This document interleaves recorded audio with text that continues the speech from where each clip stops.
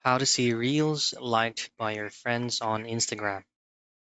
First things first, for you to be able to have this extra or additional feature on Instagram, make sure that your Instagram application is fully updated into the latest version.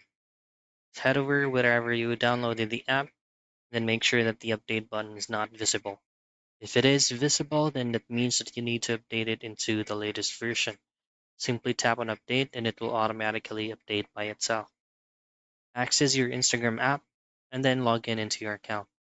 Now, at the lower portion of your screen, you just need to access the Reels field.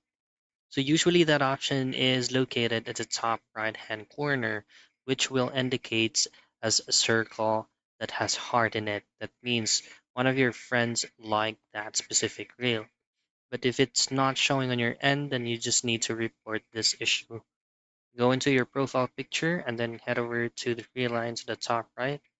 Scroll down till you find the Help tab under More Info and Support, and then just choose on Report a Problem and then report problem without shaking.